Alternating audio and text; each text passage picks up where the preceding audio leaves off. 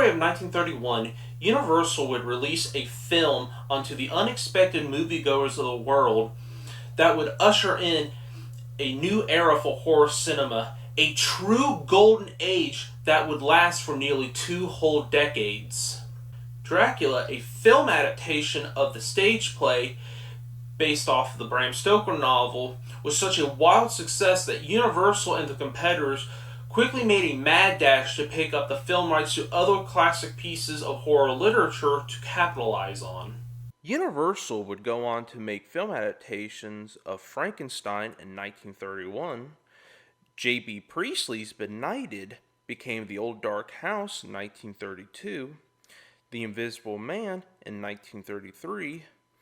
Three separate works by Edgar Allan Poe, Murders in the Rue Morgue, 1932, The Black Cat, 1934, and The Raven, 1935, and even a colored remake of Phantom of the Opera in 1943. Paramount would make a film version of Strange Case of Dr. Jekyll and Mr. Hyde in 1931, along with H.G. Wells's The Island of Dr. Monroe, which they retitled Island of Lost Souls in 1932. RKO brought to the table The Most Dangerous Game in 1932, and later The Hunchback of Notre Dame in 1939. MGM joined the party fashionably late in 1941 by making their own version of Dr. Jekyll and Mr. Hyde, starring Spencer Tracy. Out of all these films, the audiences gravitated towards the monsters that terrorized the silver screen. This not only helped to make these the undisputed definitive depiction of these characters, which has lasted all the way up to today, but also turned these frightening creatures into pop culture icons. Because of the high marketability, studios, most notably Universal, were hungry to add more monsters to the lineup. However, there was one piece of classic horror literature that was seemingly ignored by all the major studios at the time from getting the classic monster treatment. Washington Irving's A Legend of Sleepy Hollow, about a schoolmaster moving to Sleepy Hollow, New York, who has a frightening encounter with the legendary Headless Horseman, seemed like the ideal choice for Hollywood's next big monster movie. Better yet, the story takes place in small-town America, so there would be no need to construct sets with any big recognizable European landmarks, like the Notre Dame Cathedral or the Paris Opera House. However, for one reason or another, Sleepy Hollow just was not picked up by any of the major studios at the time to be turned into a feature-length film during this era. Now, I know that there was a 1922 adaptation titled Headless Horseman, which I'm actually a really big fan of. However, this does not count as being a golden age horror film due to the fact that it was released 9 years before Dracula. As a side note, I just want to say that, for the most part, Headless Horseman is actually a pretty faithful adaptation of the Washington Irving story, but includes an original plotline where Brom Bones is trying to get Ichabod executed by having some of the local children accusing the schoolmaster of participating in witchcraft. This plotline takes up the middle portion of the film, but once it is resolved, it goes right back to Irving's original material. Now that we got that out of the way, let's get back to the topic at hand.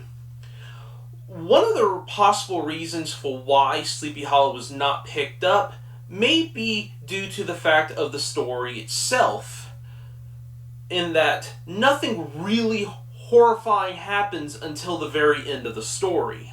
This is a very valid point. The Headless Horseman does not actually make a physical appearance until the climax of the story. However, I don't think this fact would have been a deciding factor for not picking up Sleepy Hollow. Making a faithful adaptation was never a big concern for any of the studios. The stories only served as a base for their film counterparts.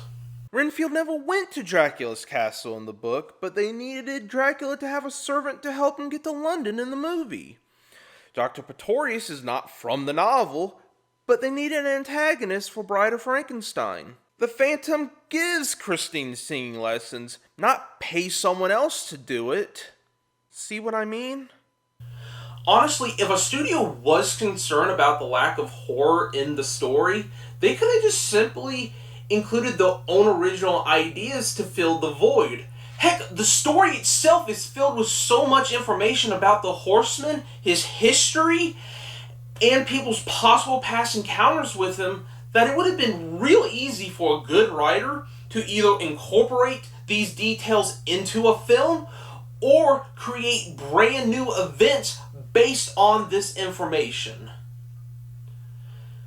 Now, another possible reason for why Sleepy Hollow was not picked up may have been due to the fact that the studios may not have been sure about how to accomplish the headless effect for the Horseman.